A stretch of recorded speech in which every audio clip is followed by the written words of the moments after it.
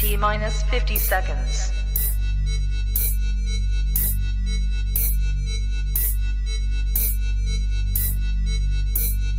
T minus 40 seconds.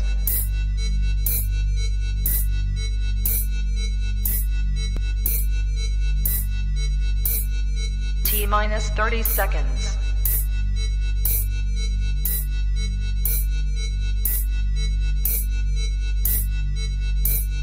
T minus 20 seconds.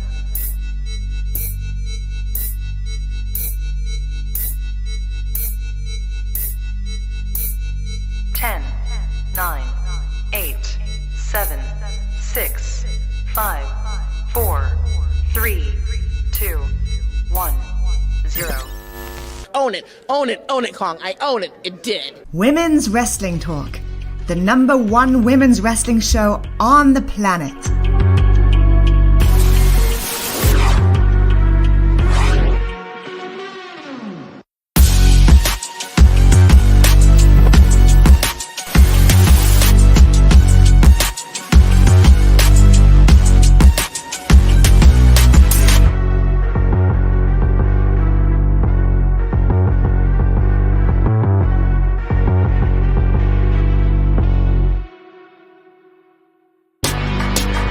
Women's Wrestling Talk, the #1 women's wrestling show on the planet.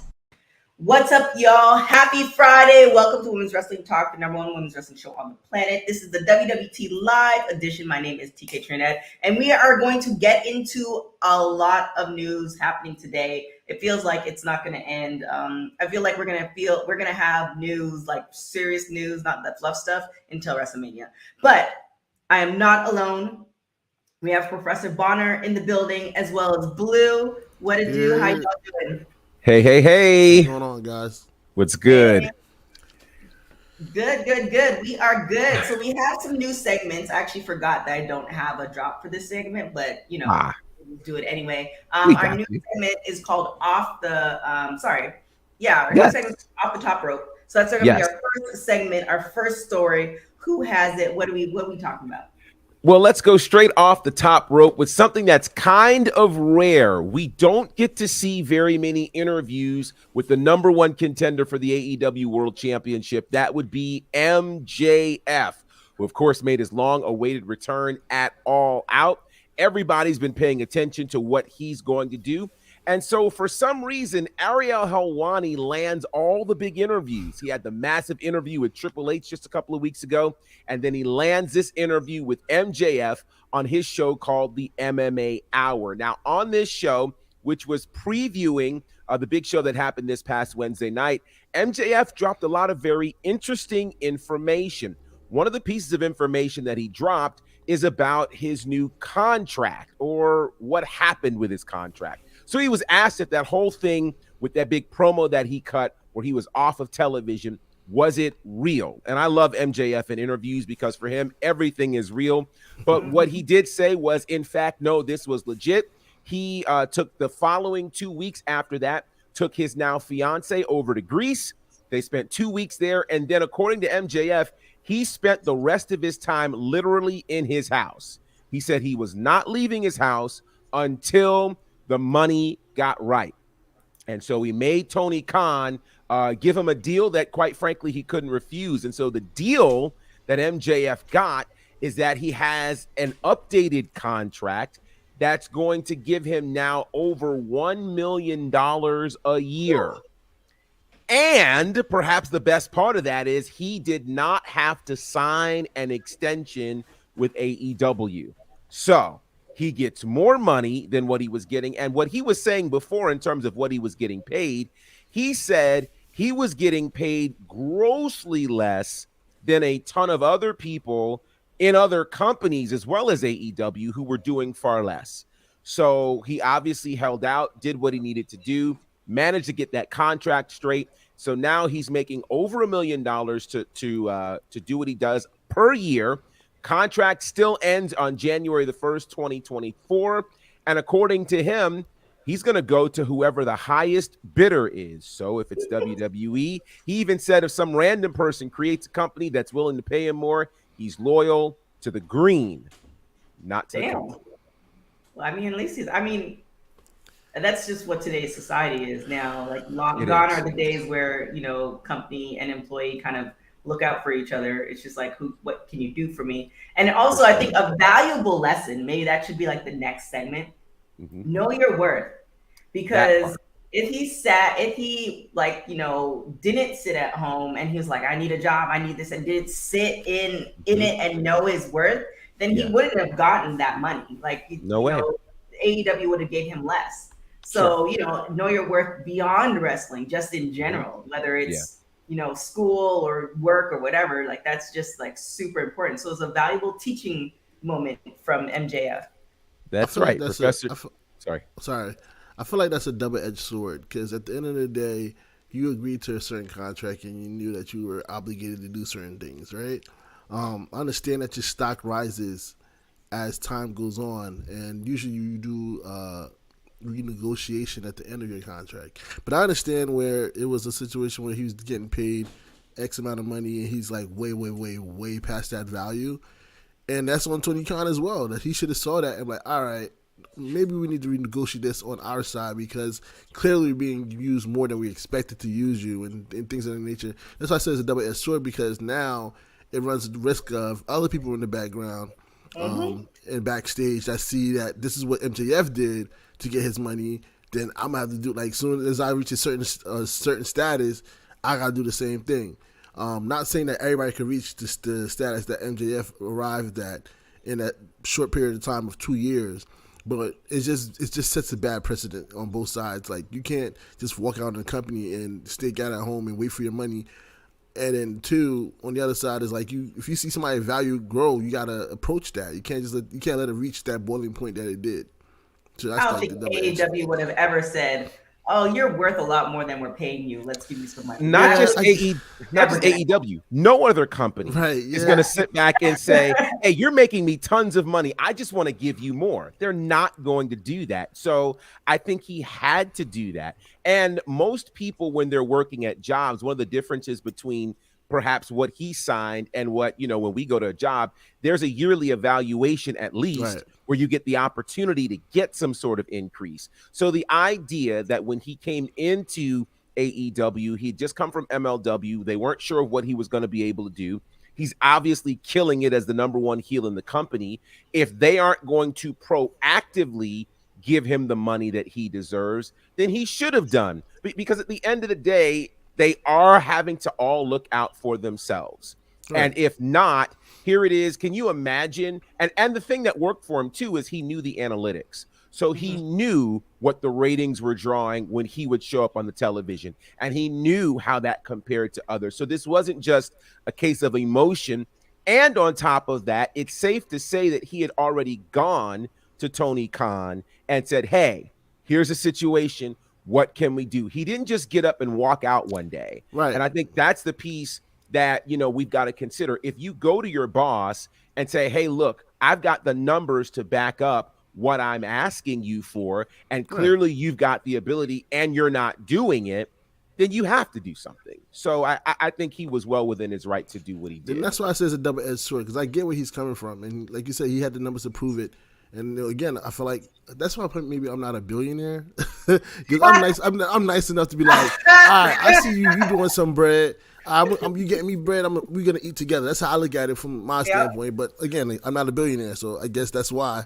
But I think, to your point, I think by you doing that, you don't have people having to come to you and hold you up for money. Right, exactly. Right? You Like, avoid so that whole that's- situation altogether. Absolutely.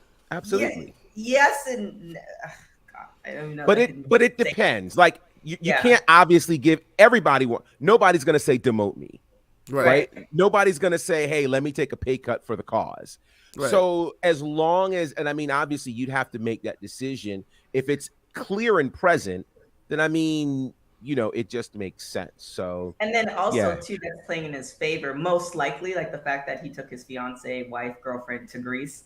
Not to say you have to be balling to go to Greece, but Sure. you have to be like your bank account has to be sitting a certain way to Right. be able to sit at home. I remember Yeah. I was working at TMZ and one of my bosses from a certain department, he didn't like somebody from another department, and he's like, "I'm out."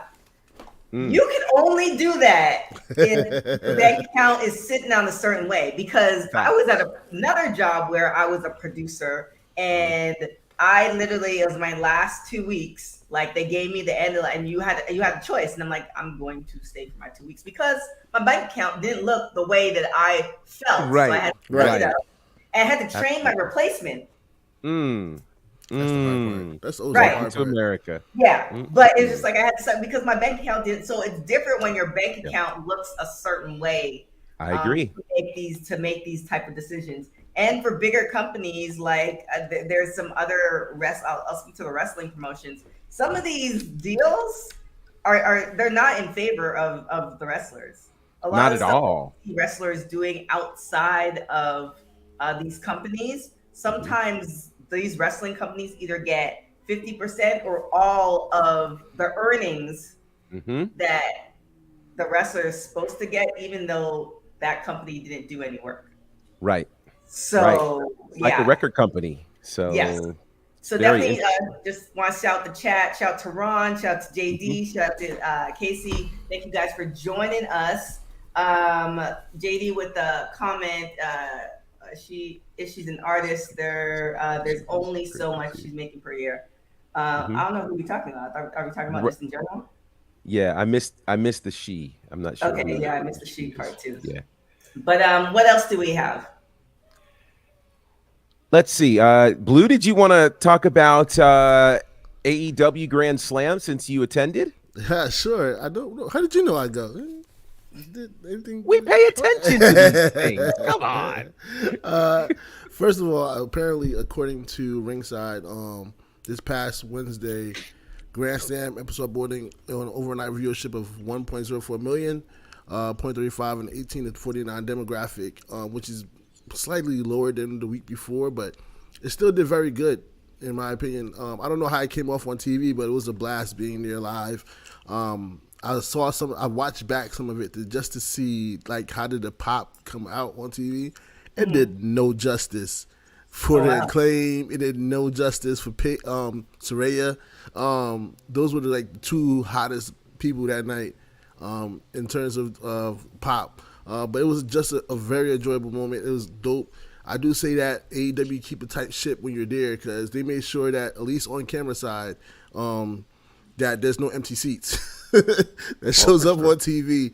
I believe Amanda Hubbard was over running that position, and she was just making sure that every time, even if you was going to the bathroom, somebody sat in your seat until you came back, just to make sure that everything stayed filled.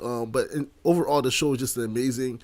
What is today? Friday. Okay, so Rampage tonight. There's gonna be some great matches going on, so you can look out for. Also, a scary moment, which is I hope she's okay. Just to give you Which was some of you guys' favorite night matches from that night or moments? Ooh, Saraya was. That was big.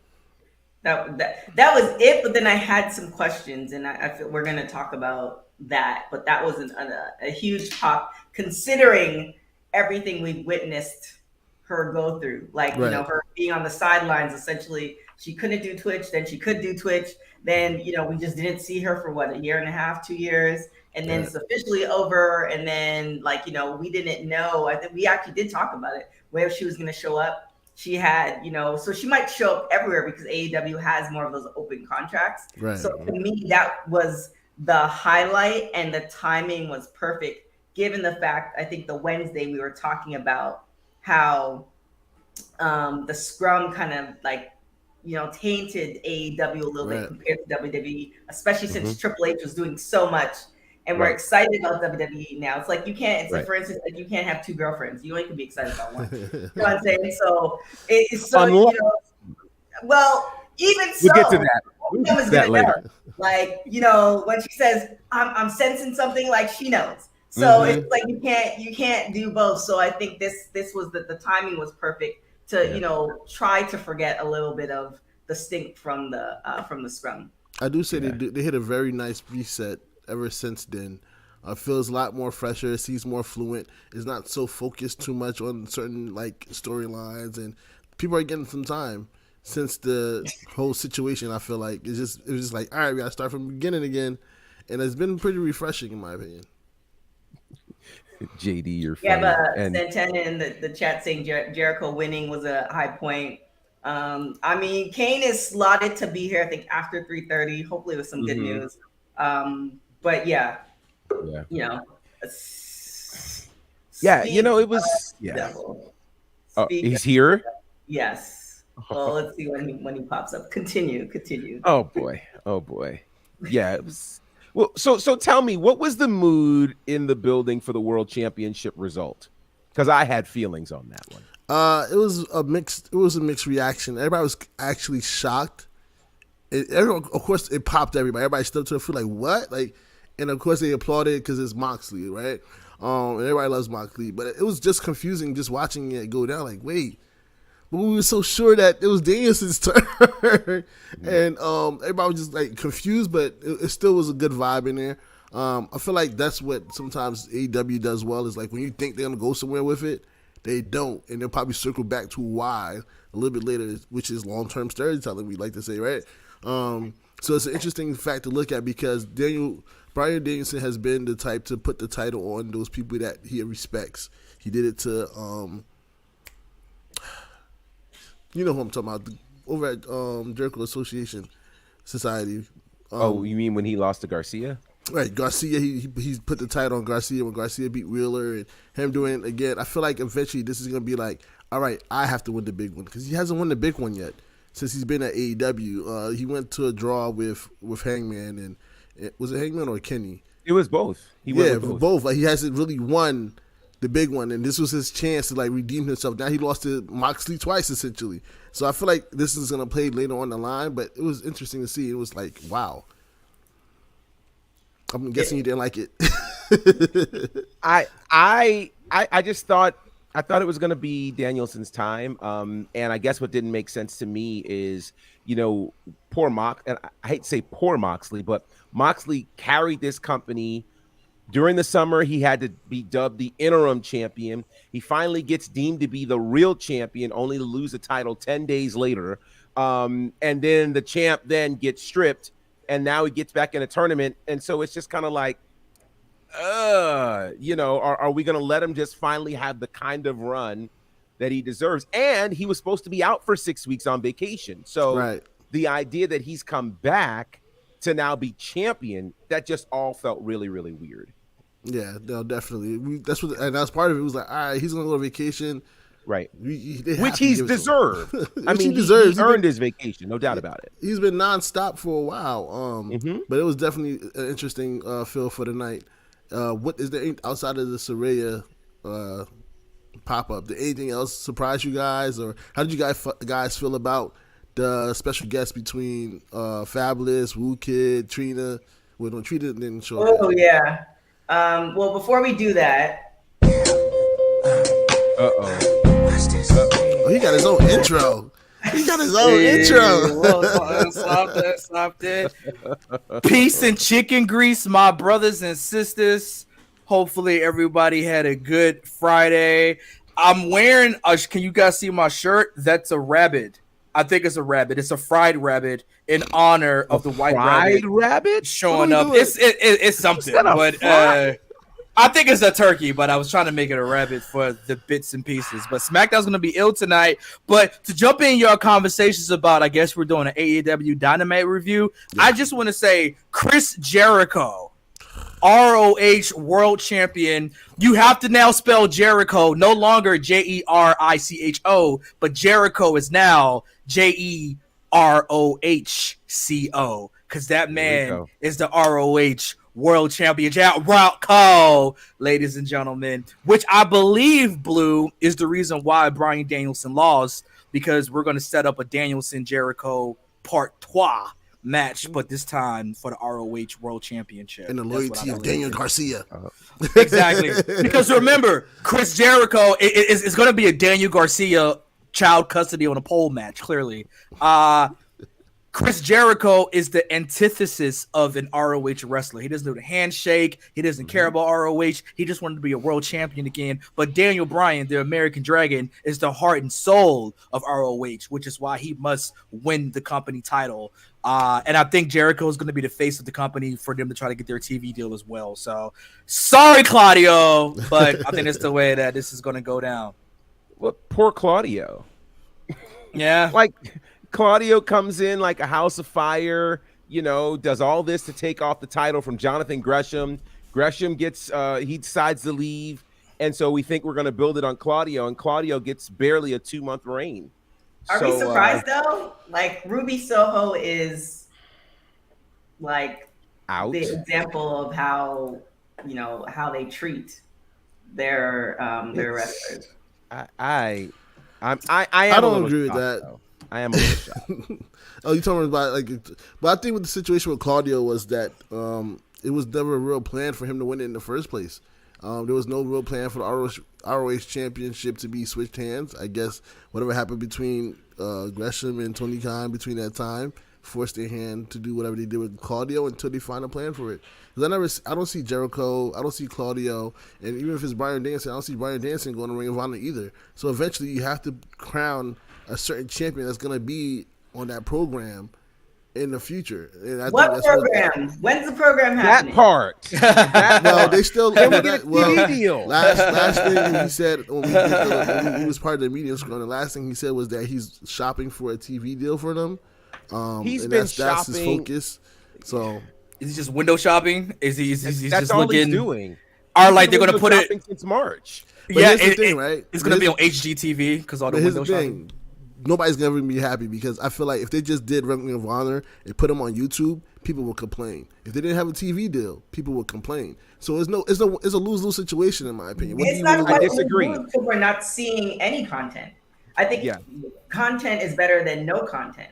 Like Correct. Even like you're sprinkling it at AEW, but that's an entirely different brand. Yeah. Even though it's owned by the same person, it's an entirely different brand. So I think ROH people would want to see it somewhere. Yes, we'd love to see a TV deal because TV deal is big TV money. Like, right. I don't want to take anybody's bag. However, like the fact that we're not seeing it anywhere and you're just kind of throwing it in, that yeah. The other thing with that is I would have preferred that if he had bought Ring of Honor, that he had not announced that he bought Ring of Honor until he had a TV deal. That would have just made much more sense because we'd have absolutely no pressure on what's going on with Ring of Honor. The problem is Ring of Honor was on television. Now, he could have gotten them certainly a better TV deal because all they had was syndication. So getting them anything would have been great.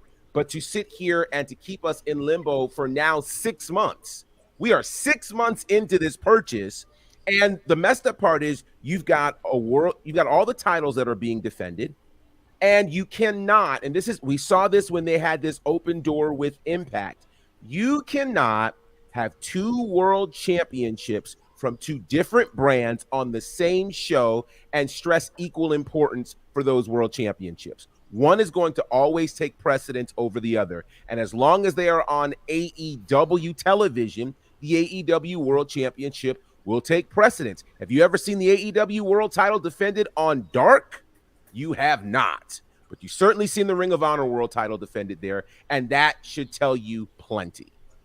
Well, yeah. And again, the ROH champion was in a ladder match to try to win a shot at the AEW World Championship. If you're a damn world champion, you don't compete to face the champion. You are a champion. It's a champion versus champion match. So that kind of tells you everything about that as well. But I think ultimately with Cesaro, I think we somehow revisit that random odd ending to the FTR Briscoes tag team match at Supercard of Honor, in which Cesaro and Willa Yuta walked out. I think Cesaro is going to team up with Yuta to take on FTR for the ROH Tag Championship. So I think we're going to get that feud.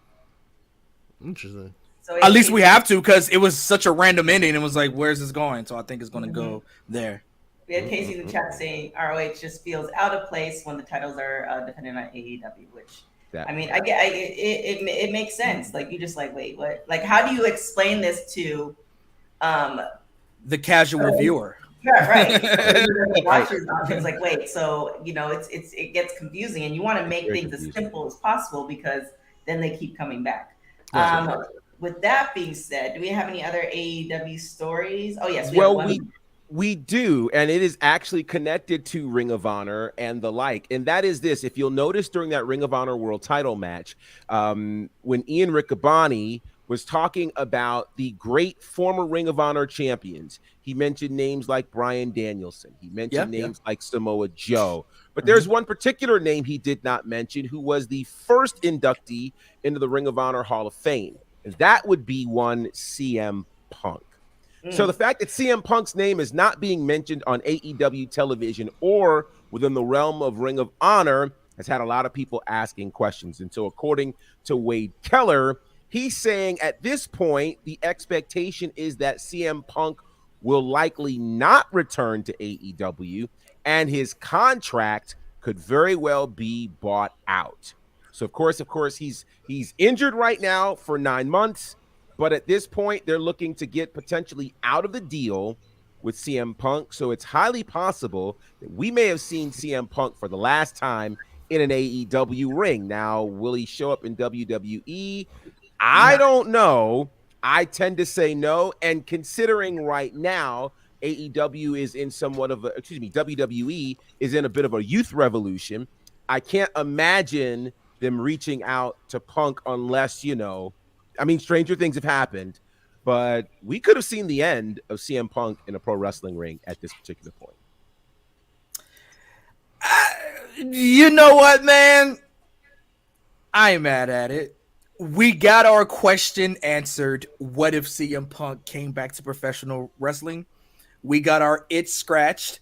We don't have to cheer his name in any arenas anymore. Because they certainly aren't. Do you notice that? Yeah, we got CM Punk back in professional wrestling. Sometimes the reboot is not as good as the original show. And I think we got to see that in this moment with CM Punk. I think CM Punk clearly did it for the bag. He got himself in shape for the appearances on the Stars TV show Heels. So he was able to kind of get everybody excited about that by seeing him in tights again. We did the first dance. We did it in Chicago. Everybody got what they wanted out of it. CM Punk got relevant again. We don't have that him in the UFC looking swole like after Tommy Hearns beat up Martin. We don't have that anymore. We just have him leaving, burning the bridge with the most epic shoot promo ever, which is what we've kind of always enjoyed about Punk anyway. So, say la vie. I ain't mad at it. I'm with you. And he won a world championship again. So, everybody got what they wanted. Twice. They got their $1 million AEW. They won it twice for a combined, 9 days as a champion, maybe. Correct. And he ends up number 3 on the PWI 500. So and he ends up number 3 on the PWI 500. So Cash Money Punk, baby. CM Punk. Cash Money Punk. Let's get it. Wow. Oh, goodness. And then one last story for AEW. Anybody want to take this one? Miss Ruby Soho. Oh, yes. Did you want to take that, or do you want me to take that? Ruby Soho. More like Ruby So Knows. Well, yeah, you could say that. If you remember the opening match for all, I knew it was coming. Yeah, we earned that. You lasted. You did a good job. It was a good run. The opening match for All Out, of course, was a mixed tag match, and toward the end of that match, Tainara Conte had quite the move that she did on Ruby Soho. It ultimately resulted in Soho having a broken nose. So we've not seen her since All Out. So she was scheduled to make an appearance at a show in the UK on October the 1st, but has released a video saying that because of her broken nose, she will not be able to attend, and it does require surgery.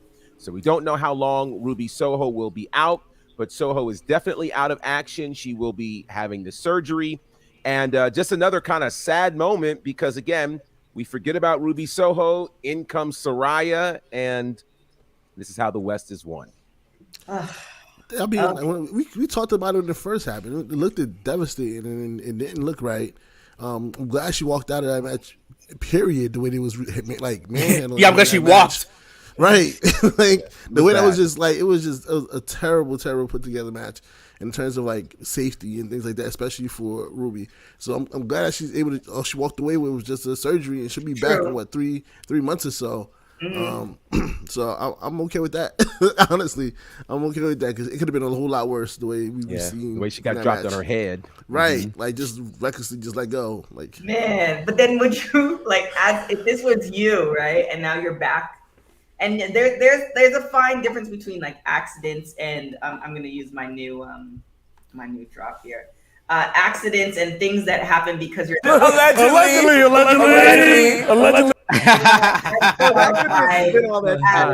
as a wrestler to those injuries happen. Like I'd say there's a difference when you're a wrestler and your ish and things happen, but there's a difference when you're not as good of a wrestler and things happen because you're not that great. Good. So you being like putting yourself in Ruby's shoes and you come back, do you want to either one, go back in the ring with that person to beat her ass, or two, stay as far from her as possible?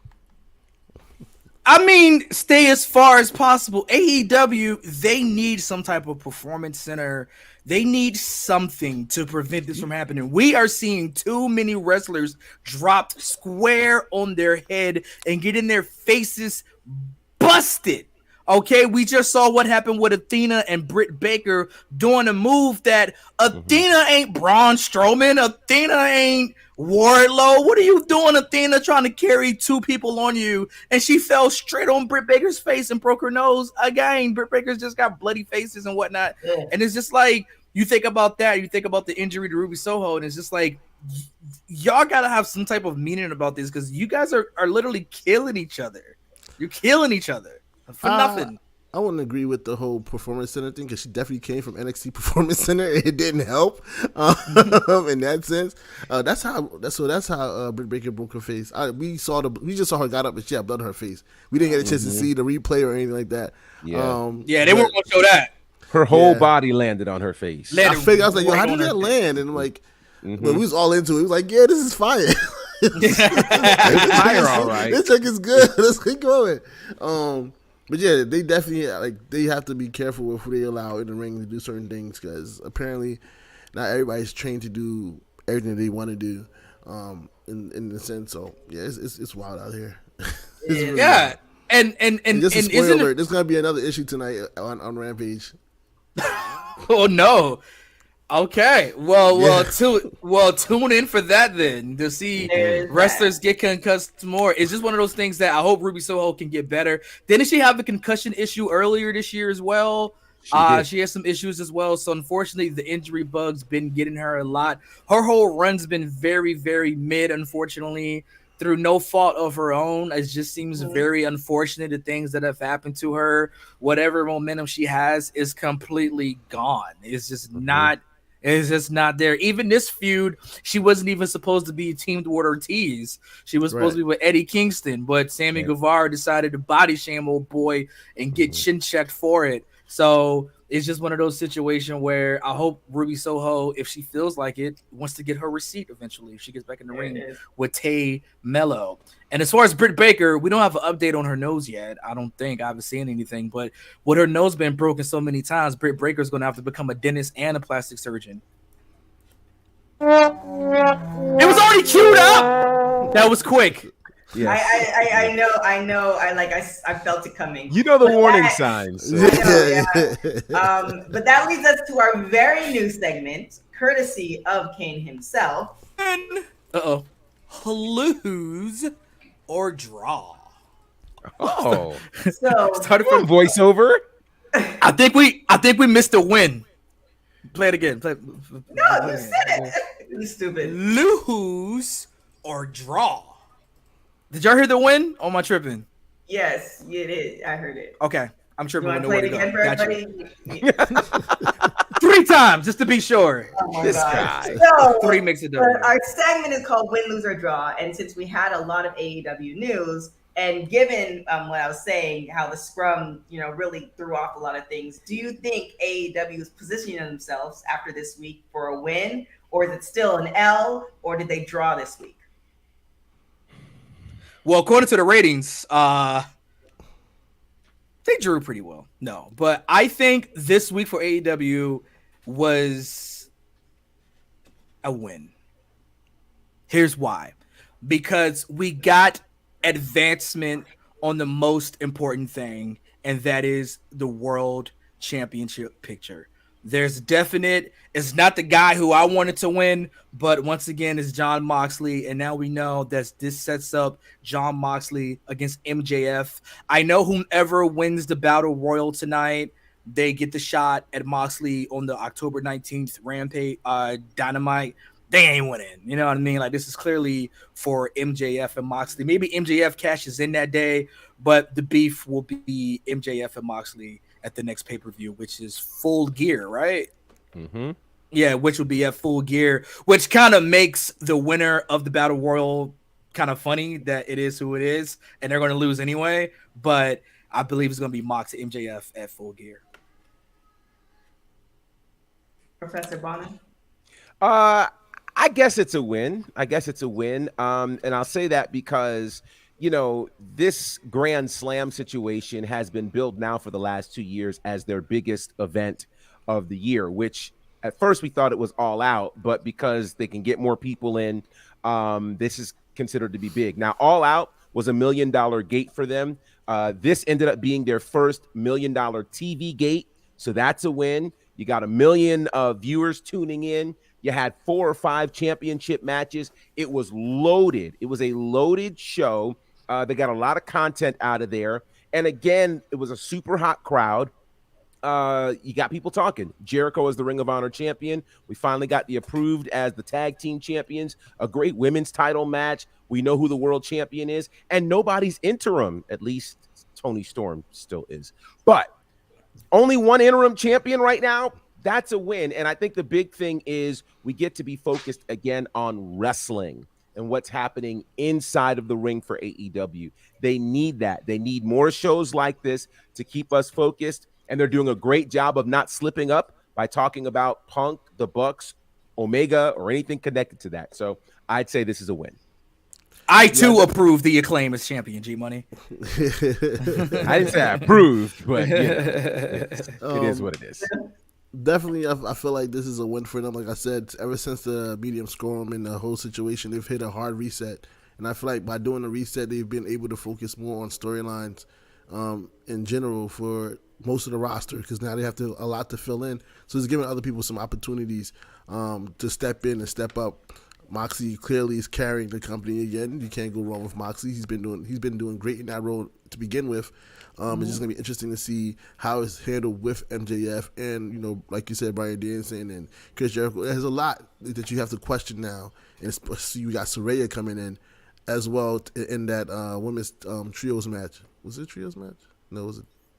It was a 4-way. It was a 4-way. It was a 4-way. Okay, I was confused because Serena Dibs just joined them and jumped the others. I was like, "What the heck is happening here?" Yeah, that was awkward. That was awkward turtle. I didn't know what was happening there. Like, yo, I guess y'all heels. I get it. But yeah, it definitely, like I said, from the standpoint from the crowd, we really enjoyed the night. It flowed very well. It was well put together. All together, it gave us some surprises. We didn't think Jericho was going to win the title. We didn't think Moxley was going to win the title. And sometimes wrestling is so predictable that you don't get to enjoy the things that you should. And when they throw things like that in there, it's pretty dope. So it's interesting right now for both companies, because now we can find out who the White Rabbit is. Yeah, and I want to say a bonus win is for Blue and his seats. I seen you, man. Them pictures look amazing. Yeah, I was like, boy, them shirts like, are TV, selling. bro. Yeah, I said, them shirts are selling, boy. Woo! Trap House jumping like joy out here. That boy was right up there. I ain't mad at it, man. So, yeah man. Did y'all hear the F Your Birthday? Y'all want to hear the backstory behind that? Yeah, please. So there was a section where we were sitting at, and the guy that was dressed like Orange Cassidy that kept showing on the screen, he kept holding his sign up during matches. Even when he was sitting down, he kept holding his sign up. And the back of it says, "This is my birthday." So the whole section just said, "F your birthday," until he turned around and was like, "Yo, put your sign down. Like, we trying to watch the match." That's hilarious. You dweeb. Right. Like, come on, man. Like, Come on, fam. You know how mad we have to be. Literally, he's sitting down and holding his sign up like this. I'm like, yo, my man's like. Like, that gives any excuse. Like, listen, you're clearly an asshole every other day. Try not to be one on your birthday, guy. That was hilarious. Well, I think it is a draw for AEW, meaning that they have a little bit of time. But again, with all companies and the way life is set up, you have their ups and downs. I think this is a down, but kudos to Tony Khan and the team. They're figuring things out. I think they had Saraya in the pocket, so they're just kind of waiting for a good time. And this was definitely a good time for her to show up. So, I'm definitely for that. And that marks our very first lose or draw. That's right. That's right. Blue, you staying with we us? Clearly, we spare no expense here. We spare no expense with our production. We spare no expense. Blue, where can everybody find you? You can follow me at Blue Magic Grind, spell how it's down for you're aware. You can follow at the Mixed Tag Show. Shout out to my tag team partner, Miss Jenna Baby, BAYBEE. We should be returning in the next couple of weeks or so. We're still trying to figure out time. Honestly, it's just time. Yeah. So look out for that. If you haven't already, cop a shirt from For Your Wear. We got WWT up there. We got something else pod. We got Creep Squad. We got a lot of people. So if you want to sell t-shirts, holla at me. We could set up a store for you, and that's about it. All right. Well, there it is. And have a good meal with the babies. Yes. Buy t-shirts from Blue so next time he's sitting in the ring. He just doesn't have ring side seats. He's literally in the ring. I just got to sit next to West Side Gun and I'm good.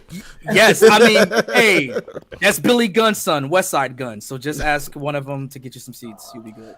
One more for the road? Hey, but no! Okay, and also, Blue, before you go, I want to chime in because I do agree it was very dope to have like Trina, Fabulous, DJ Who Kid. It looked like my 2002 book of CDs, but it was still fire. I meant to say that in my win that low key has been a lot of they've been trying to incorporate a lot of more representation into their shows. You kind of got to give a dub for that because they've been handling it pretty well from West Side Gun performance and bringing different rappers and things of that nature. Actually, Bronson wrestles tonight. That's good for hip hop in my opinion. So. Yeah, I mean, Fabulous Who Kid, West Side Gun, Kevin Gates, Trina, the baddest chick. And listen, Nas X trying to jump in. We all know what AEW now stands for. AEW stands for All Ebony Wrestling. Wow. Another one before I go. All right, guys. That's what the culture. Thank you guys for having me. See you guys next week. Have a good weekend. Have a good weekend. Blue. See you, brother. Oh my goodness. Oh my goodness. I think it's time. With that being said, heel of the day. Who do we have? Oh boy. Well. So for the heel of the day, we actually, dare I say, have a tag team. Okay. Let's first start with the first man in on this team, which would be the head coach of the Boston Celtics, Ime Udoka, who has been suspended for the entire NBA season. Ooh. Now, they initially said this is because of a violation of team policies, but then when you begin to dig in, we find out that he had a consensual relationship with a female member of the team's staff. Now, someone like me who didn't necessarily know all the details, I'm just like, okay, how is that an infraction? Then I understand that a certain Nia Long was trending on the socials, and I didn't put two and two together until I discovered that, Nia Long had been the longtime partner of this coach for going on 10 years. And in fact, it was just a wee 2 weeks ago that Nia packed up her things, brought her boys, and moved to Boston so she could be closer to her main squeeze at the time.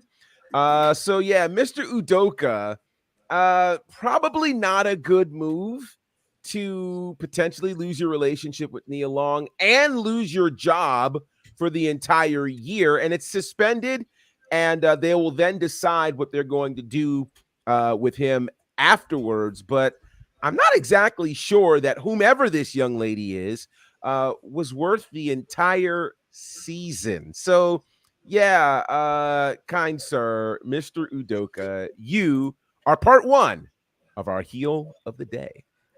Heel of the day! Clearly, we spared there's more. Clearly we spared no expense on production here on WWT Live. Listen, first of all, Ime Udoka's a heel for being the first black man to ever cheat. Clearly, the first black man to ever cheat in the history of black men's society. He's the first man to ever just be called cheating. So he's a heel for that, because black men don't cheat. Except for Ime Udoka. So he must got like German in him or something like that. I don't know what Ime is German for. Cheater Udoka. Is that the American name? Allegedly.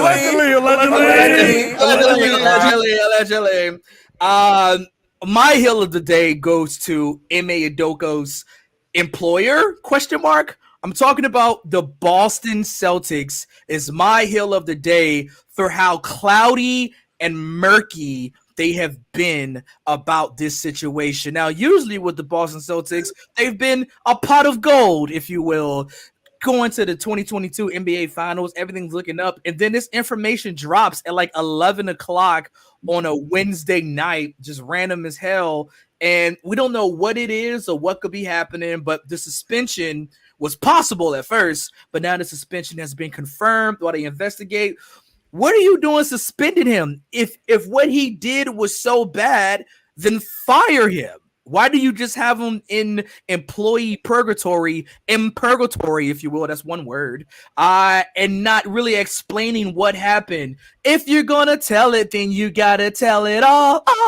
Tell it all, Boston Celtics. If Ime Udoka has been cheating allegedly with a female member of his staff, no, we're going to get these confessions out, okay? It's Boston. They're Celtics. They're Catholic. This is what they do. They confess. They confess their sins. They need to announce on a Sunday mass situation what exactly has been going on because we don't know. There's been a lot of rumors, a lot of internet chatter. You just can't say we're going to suspend him for a year for conduct detrimental to the team. Why suspend him for a year? You need to bring him back or fire him. You know what I mean? We don't know what the code of conduct. I apologize to your neighbors and or tip me at Kane McCoy on Venmo, Cash App, all of that. But tell us what it is. So that's why I feel like the Celtics are heels because they're very murky about this. They just put this out to embarrass Udoka, if you will, because from all points, it seems like it was a consensual relationship. It was consensual. You know what I mean? Yes. So if it was consensual, why does the news need to be out there? Well, you see what I'm saying? Like, what does it matter? Well, yes, I get what you're saying. But first off, I'll give you an example why I'm going with this. I remember when Kobe passed away and they brought up the issues and the court case that Kobe had like years ago. And I called one of my mentors who's in the news industry and like, why are you bringing this up when this man is dead?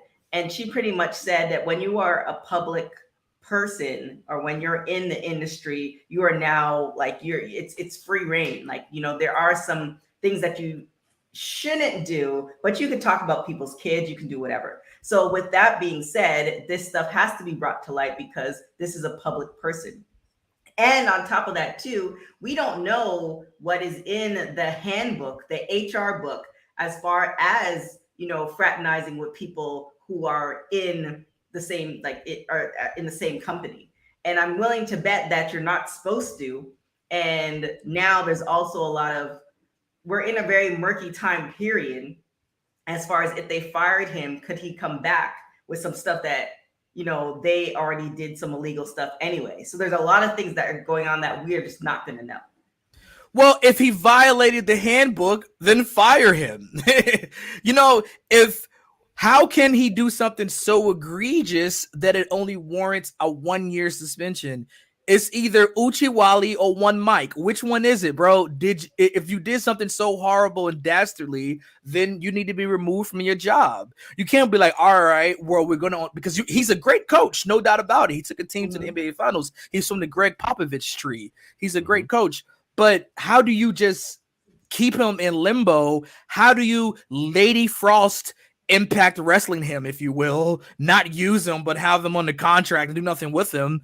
And if he did something egregious, then just let him go. Let him go. Let him go. That's Frozen. Also relatable to Lady Frost. See? It all ties back into wrestling, folks. Everything's a gimmick. That's all I'm saying. But heel of the day are my Boston Celtics. Maybe we can settle this in like a match between Brad Stevens and Ime Udoka in the Boston Garden. Heel of the day! That is the heel of the day. If you guys have a heel of the day, feel free to let us know in the comments.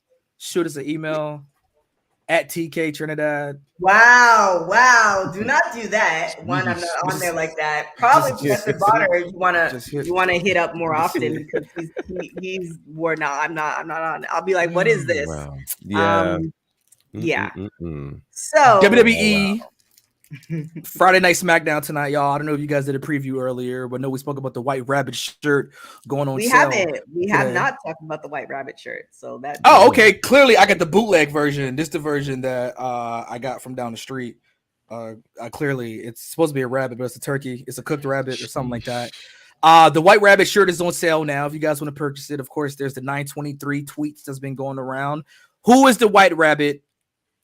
G Money, who do you think the White Rabbit is? Well, we had a full analysis of it on Wednesday, and I honestly did not expect the shirts to be up on WWE Shop already before the debut. So this gets very interesting. As we said, it could potentially be 3 people. It could still be Karrion Kross in referencing his Lucha Underground days. It could be Finn Balor referencing the Demon. It could be Bray Wyatt, which is what a lot of people think that it is. The fact that there's a shirt means that it's somebody. And so somebody's going to show up tonight on SmackDown, which will make SmackDown must see. Watch it live so that no one spoils it for you. But it should like Kane does in the chat for you. Kane doesn't even know, but let's just tell it. Yeah, I had to mute and take off the notifications for our WhatsApp chat because Kane has spoiled a few things for me. And that's what you were talking about earlier. Yeah. So okay. Rather than I'll just turn my notifications off and let Kane have his moment. And oh my gosh! All right. So in the event that I don't watch live, then my notifications will be off. My Twitter notifications are off. All of it's off. So damn, you are dedicated. I have to because they will spoil it fast. You will spoil it. Stats like it. I'm like, oh my gosh, so, that's absolutely hilarious. Well, I'm back to tweeting on Twitter as opposed to tweeting on MySpace, but I'm back to tweeting on Twitter, so all of my points will go there. I've only hit the group chat because I wasn't on Twitter, so I wasn't socially active. But now I'm back socially active. I got a doctor's note, so I can be socially active in these streets again. But I'm excited about this White Rabbit. Like I'm really excited about this. And I mean, Finn Balor's in the middle with Judgment Day, so I don't think it's going to be him unless they pull a swerve. But that's the thing. Like, what if this Karrion Kross thing ends up somehow crossing into Judgment Day, and they end up doing a Raw SmackDown version of this? Like, the cool thing is, I just had this thought. Like, is there any way we could be disappointed with this White Rabbit? I don't know. That's what it has to be Bray, right? It has to be Bray then, because I don't think to me it has to be Bray or something with Karrion Kross, referencing Lucha. But do enough people remember the Karrion Kross? Did enough people see the Karrion Kross gimmick? I think here's the thing. I think WWE these days has worked to play to the wrestling historian. For instance, they brought Dexter Lumis with no introduction, none, and we hadn't seen him. He had never been on Raw or SmackDown. He had only been an NXT commodity. And even Gargano, primarily an NXT commodity. So they really decided we're going to play on our own history here. So I think now, personally, I think Bray is the leading candidate for it. I would be shocked if it's anybody other than Bray. The question, even with it being Bray, is what version of Bray are we getting? Are we getting something brand new that we've never seen with Bray? Are we getting the Fiend? Are we getting, the Bray before? Like, which one are we getting? I don't know. But and if it is the White Rabbit, what on earth could he do? Because if you guys have been paying any attention to all of the stuff he's been doing on YouTube since he's been released, his creativity is through the roof. Correct. So I think it's going to be must-see TV tonight. I think they're going to hit a home run. And I think with Cross, it's hard to do because if you're going to do that, you got to have Paul London, right? Paul London was with him in Lucha Underground. Could. And I don't think enough people will know that. So that's why I'm saying it might have to be Bray. This is new footage of Bray Wyatt training, actually, that emerged today. It looks like he's in good shape. It looks like he's ready to go. Again, I harken back to that interview with Ariel Helwani with Triple H when asked about a couple of names, including Braun Strowman, including Bray Wyatt. He spoke very highly of the two. He spoke highly of Bray Wyatt, especially being one of the most creative minds. Now, of course, sometimes he can be too creative, getting into his own way. But who that little black baby? Anyway, it's probably his baby. Yeah. What is that? Yeah. I mean, I thought the baby was more a little light skinned than that, but okay, you know what I'm saying? Wait, what? What was that? Hey man, y'all stop playing in the chat. The White Rabbit apparently is among always us. performing something a different creature. All right. Well, thanks for taking time out, the White Rabbit, before your debut. Hey, White Rabbit, could you give me a discount code so I could check out and get your new shirt for free? Is it possible? I can get a discount code. Is it like you would be the one when the White Rabbit shows up to ask him that, of all things? When opportunity presents itself, you need to hop along and make sure it happens. Wow. You didn't even let me go over to the other screen. What? You don't even go to the other screen. You can just like happy. You're so rabid wouldn't hit that button. Like a rabid animal. Wow. That's whoever you are, White Rabbit, is just like the timing was. You're brilliant. Yeah. You're brilliant. I really enjoy the emoji usage of the red ring and also the aforementioned rabbit. Do you guys think he debuts at 9:23? He's gonna debut. I do. At like when they time it out. I do. Appointment listening. Which, to your point, G, Raw and SmackDown have really been appointment viewing. For those of us of a certain acquired time on Earth, we remember. Yeah, I know. JD's like, all right, that's enough for me. We remember, like, when there were no replays, there were no on demand. You had to be in your seat at 8:00 to watch wrestling. And that's what this feels like. I don't even want to watch it on replay. I don't want to watch Twitter results. I need to see this full time to get that full I was there where I was moment. And so two things. One, KC, I was going to mention that. That's the way that it can disappoint us, is if it is indeed the White Rabbit. But I think there's absolutely no way they're going with that. Adam Rose return. Yeah. The second thing is now you have to watch Raw and SmackDown completely uninterrupted. Like, I'm the type that I'll watch and I'll still do stuff on my phone and things like that. But you will miss something like that whole QR code I initially missed. I had to go back and I was like, wait, what? So, you have to watch little Easter eggs.